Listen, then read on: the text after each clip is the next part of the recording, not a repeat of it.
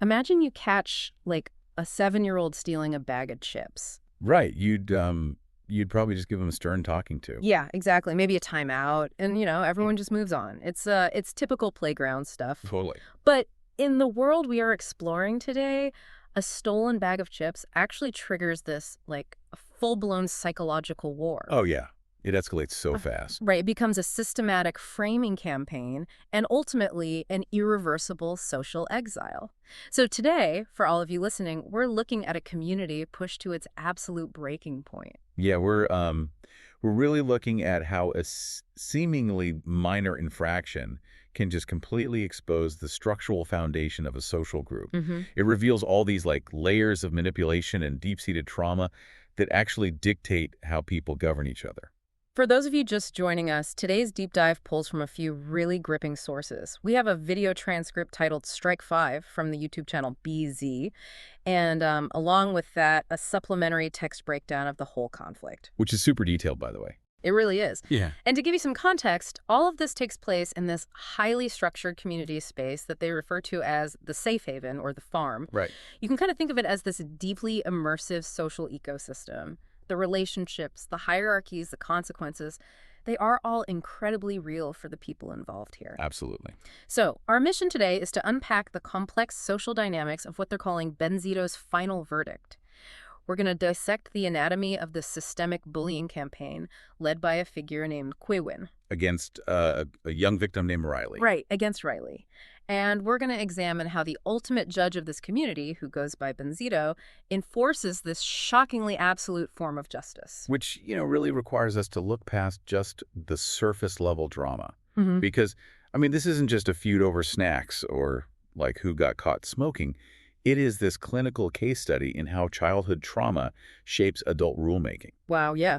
And how communities actually define what it means to be safe. Well, I want to start by looking at Quiwin's tactics. Because Quiwin isn't your, stereotypical brute force bully who just pushes kids into lockers, No, not at all. It's much more insidious. It's highly calculated. The sources detail this pattern of intense deception. Like, Quiwin is caught lying through his teeth, stealing chips and sweets. But the escalation is what really caught my attention. The cigarette incident. Yes, Quiwin is smoking cigarettes, right? And when the owner of the space starts asking questions, Quiwin doesn't just deny it. He shifts the blame to Riley. Literally framing a kid. Literally, he cleans up the evidence and frames this kid to make him look like the one who, quote, did the crime. My question to you is, why go through such elaborate lengths? Right, this CSI level cleanup. Exactly. Why do all that rather than just, intimidating Riley directly and keeping it simple? Well, you have to look at the mechanics of what Quiwin is doing here. It's a deliberate campaign to alienate the victim from their primary source of protection. Okay, so isolating him. Exactly. The goal wasn't just to hurt Riley physically, or even just to avoid getting in trouble for smoking. The goal was total, systemic isolation. Wow. By framing Riley, Quiwin is basically attempting to destroy Riley's credibility with BenZito. Because BenZito is the leader. Right. BenZito acts as the ultimate protector and authority figure of this safe haven. So if BenZito believes Riley is a liar, a thief, a rule breaker... Riley loses his safety net. Precisely. Riley is left completely out in the cold. It's essentially psychological misdirection, like a magician forcing your attention to their left hand while the right hand does the trick. That's a great way to put it. Quiwin commits the offense but meticulously manipulates the environment, so the authority figure's cognitive anchor is forced onto Riley. But, and this is wild, it doesn't stop with just physical evidence. No, it gets worse. The text notes that Quiwin was simultaneously engaging in intense emotional manipulation, using, dirty words and twisting stories specifically to try and make BenZito hate Riley. And doing all of this while maintaining a carefully constructed facade. The fake smile. Right. The sources specifically highlight Quiwin wearing a fake smile around BenZito. This is textbook relational aggression. Relational aggression, You don't attack the person directly. You attack their social standing and their relationships. Mm-hmm. Because if you can manipulate the protector into despising the victim is left just completely defenseless within that ecosystem. It's about severing the lifeline before you go in for the kill. That is terrifying. But Quiwin didn't orchestrate all of this in a vacuum, right? He realized he needed backup, which introduces a whole new layer of social toxicity here. The lizard group. Right. According to the breakdown, Quiwin gets jealous quickly and brings in Taylor. And Taylor is described as a boyfriend and a, quote, partner in crime. So now the whole dynamic shifts. It becomes 2 against 1. 2 against 1, and this partnership metastasizes into what BenZito calls the whole pack, or the whole lizard group. And, the terminology BenZito uses there is incredibly revealing. How so? Calling them a lizard group isn't just an insult like calling someone a jerk. It's actually an assessment of their tactical methodology. Okay, break that down for me. Well, what do lizards do? They hide under rocks. They operate in the shadows. Oh, right. BenZito explicitly calls out their habit of hiding and attacking from blind spots. It is a really cowardly, opportunistic form of social enforcement. So they aren't confronting people face to face. Exactly. They aren't asserting dominance openly. They are, exploiting vulnerabilities when authority isn't looking. I have to push back a little on their supposed strength, though. Because, if they had this whole network, this formidable pack of enforcers ready to break Riley down, why did they crumble so instantly when they were finally exposed? That's the million-dollar question. BenZito states that the moment he shone a light on them, the group fell apart like cards scattered right from the start. A unified pack doesn't just, evaporate into thin air the second someone yells at them. Right, but that structural collapse is exactly what happens when you mistake a cartel for a community. Oh, wow. A cartel. Yeah. Bullies don't build communities based on, mutual trust or shared values.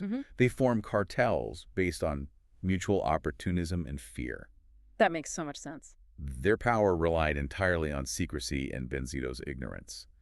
The moment BenZito introduced transparency and confronted them, the group's inherent cowardice was laid bare. So there was nothing holding them together. Nothing. Think of them like an invasive weed in a garden. They look like they've completely taken over the surface, but they have incredibly shallow roots. Right. The second BenZito pulled, the whole network came up with zero resistance. Right. Because there was no actual foundation of loyalty there at all. But the truly chilling part of the source material is that Quiwin doesn't just stop when that network gets uprooted. No, it becomes a pattern. The text explicitly notes that Quiwin persists. He continues to build entirely new lizard groups, and he's specifically targeting vulnerable new souls, including other children entering the community. It's awful. It's almost like a compulsion, right, to recreate this toxic dynamic. It really is a persistent, ingrained habit. Quiwin's behavior isn't an isolated lapse in judgment. It's a methodology for navigating and controlling social spaces. He actively seeks out individuals who don't yet understand the community rules or who lack established protectors. Like fresh prey. Exactly. By continually targeting these new souls, Quiwin guarantees a fresh supply of victims who are just too disoriented to fight back. And this compulsive predation is exactly what triggers BenZito's absolute, uncompromising response. Okay, let's dig into that response, because if we want to understand how BenZito was capable of exposing this network and dismantling it with such, intense ferocity, we really have to look at BenZito's own past. This is the turning point of the whole story. It really is. This is the point in the breakdown where the story pivots from a community conflict into a deeply personal psychological drama. We learn that BenZito's intense, almost obsessive protective stance over Riley is fueled by profound personal trauma. Which fundamentally alters how we have to view the justice system of this farm. Right, because usually you think of justice as objective. Exactly. We tend to think of community justice as an objective set of rules. But here, the governance is deeply subjective. It is inextricably linked to the leader's own history. Right. And our sources reveal that BenZito was bullied himself at the exact age of 7. And guess how old Riley is? 7. 7. BenZito states that Quiwin's actions against Riley tore open, quote, wounds that will never heal. BenZito says he had to stand his ground and wouldn't give in because this bullying was happening right in front of his face. It triggered everything. Everything. And I want to point out to you, listening to this, how intensely personal this mission is. BenZito isn't just a community manager protecting a resident named Riley. He is actively, desperately rescuing his own 7-year-old self. Yes. Every single action BenZito takes is viewed through the lens of that inner child who was never protected. And that concept of psychological mirroring is the master key to understanding BenZito's entire governance strategy. Boy, so. It perfectly explains his hypervigilance. At one point, BenZito declares, "I see everything." Yeah, that line stood out to me. In a normal context, that sounds like an authoritarian boast, right? Right. It's like a dictator. Your brother is watching. Exactly. But through the lens of trauma, it is a desperate survival mechanism carried into adulthood. When you suffer severe bullying as a child, your brain is rewired to read every microexpression, to anticipate every possible threat. You're always on guard. Always. BenZito has essentially weaponized his own trauma response, turning his hypervigilance into a comprehensive surveillance system for the safe haven. I see everything. It gives you chills when you realize it's not just a threat to rule breakers. It's actually a promise born entirely out of pain. And it dictates the massive scale of his reaction. For BenZito, this isn't about maintaining baseline order. It's a fervent moral crusade. Right. Quiwin didn't just break a server rule. Quiwin recreated the exact dynamic that shattered BenZito's own reality as a child. When the trauma is mirrored that perfectly, the response goes far beyond basic conflict resolution. It becomes something else entirely. It becomes an existential fight to prove that the world can be safe now, even if it wasn't safe then. I'm struggling with BenZito's logic a bit here, though, because if BenZito is acting purely from a place of childhood trauma and operating this absolute zero-tolerance policy for bullies, you would expect him to be this blind, raging force of vengeance against anyone, even remotely associated with Quiwin. You would think so, yeah. But BenZito's verdicts are actually highly nuanced. So help me square that circle.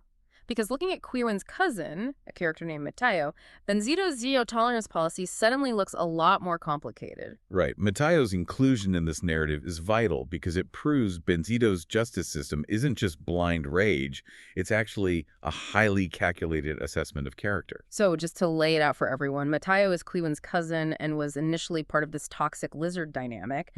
But unlike the rest of the group, who were scattered and condemned, Matayo was granted forgiveness. He received restorative justice. Wait, so the leader operating from deep childhood wounds actually let one of the bully's family members off the hook? That seems like a massive contradiction to the hypervigilance we just talked about. It only looks like a contradiction if you assume BenZito operates on guilt by association. Okay, true. But look at the mechanism of how Matayo actually earned that clemency. Matayo wasn't forgiven because of blood ties or because BenZito just arbitrarily softened up. Right, there's a specific reason. Matayo was forgiven only after Riley, the 7-year-old victim, explicitly confirmed that Matayo had actually stepped in to protect him. So the victim holds the ultimate authority on forgiveness here. Yes, and that shifts the entire paradigm of how BenZito views human nature. BenZito values active protection above all else. Active protection. Right. Matayo broke the mold of the lizard group. Instead of hiding in the shadows and letting the abuse happen or participating in the framing, Matayo actually stepped into the light and shielded the victim. By doing that, he proved to BenZito that individuals possess agency. They can choose to act honorably, even when they are deeply embedded within a toxic, sociopathic group. That's a powerful realization. It really is. This event fundamentally changed BenZito's perspective. It showed him that justice must be based on individual action, not merely on the identity or affiliations of the person. That is a massive philosophical distinction for a community leader to make. Matayo earned grace through action. Exactly. But for those who actively participated in the harm or at those who just chose to hide and silently let it happen, the verdict is shockingly absolute. And that brings us to the title of the video and really the climax of this entire saga, Strike 5. The final, irreversible blow. The sources describe Strike 5 as the absolute end of all chances. BenZito explicitly says nowhere left to slide and delivers this chilling line to Quiwin. You are dead to me. Heavy stuff. Very heavy. The consequences are a total permanent ban. Quiwin, Taylor, and all the lizards, whether they are from the old guard or the new groups Quiwin tried to form, they are permanently exiled from the safe haven and the farm. Everyone is out. Everyone. But I have to ask about the nomenclature here. Why Strike 5? Most justice systems, formal or informal, rely on 3 strikes. 3 strikes and you're out. It's just culturally ingrained. All right, it's standard. So giving someone 5 strikes implies a massive, almost painful exhaustion of patience. It means BenZito really, truly tried to give chances before that door slammed shut forever. Your observation about the timeline there is critical. A 5-strike system indicates a prolonged, agonizing period of internal conflict for BenZito. It suggests that despite the triggered trauma, BenZito actively fought against his own instincts. He likely tried to find a way to, rehabilitate Quiwin, to manage the behavior, or to employ restorative justice before resorting to punitive measures. But Quiwin just wouldn't stop. Right. Quiwin's relentless deception, The fake smiles, the complex framing of Riley, the constant recruitment of vulnerable new souls, and it eventually just overwhelmed that grace. Yeah. Strike 5 isn't an impulsive, angry reaction. It is the mathematical exhaustion of empathy. The mathematical exhaustion of empathy? Right. Wow.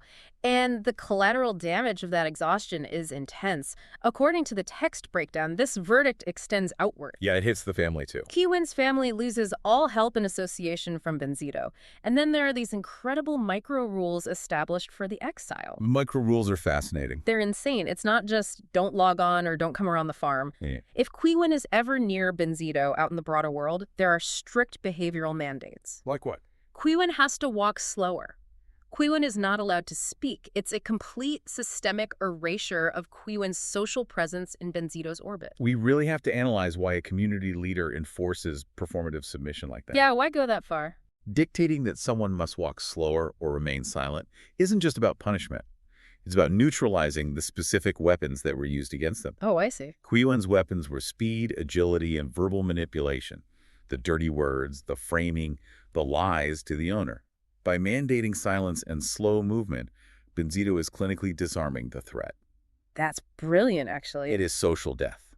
When BenZito says, "dead to me," it's not a metaphor. It is a prescribed, enforceable reality designed to rebuild the illusion of absolute safety for BenZito's own traumatized psyche. Because if BenZito bends on this final strike, if Quiwin is allowed to return and speak, the haven just ceases to be safe. Precisely.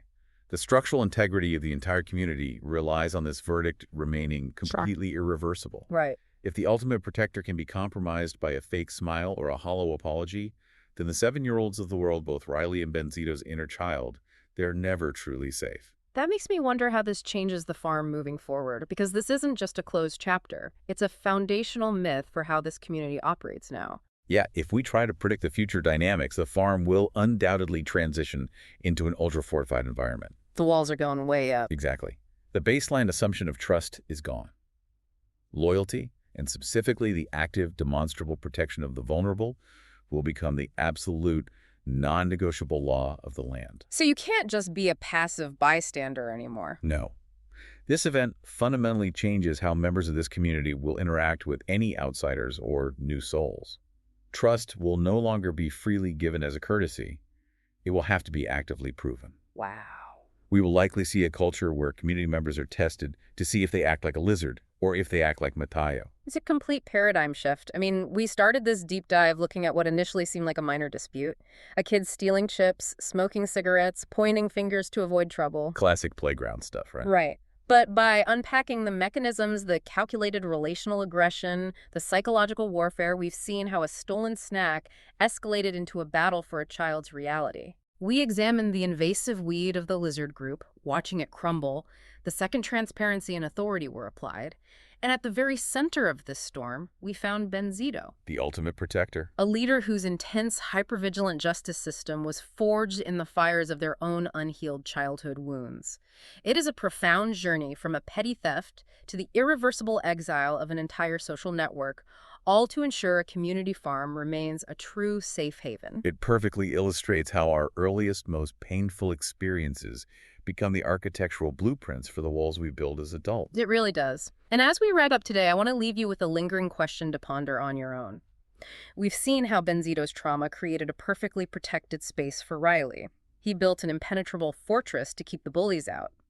But when an entire community's justice system relies on one leader's unhealed wounds, what happens to the people inside that fortress if the leader's definition of a threat begins to expand? That is the fragile edge of any community built on hypervigilance. Something to think about next time you see a seemingly minor conflict escalate.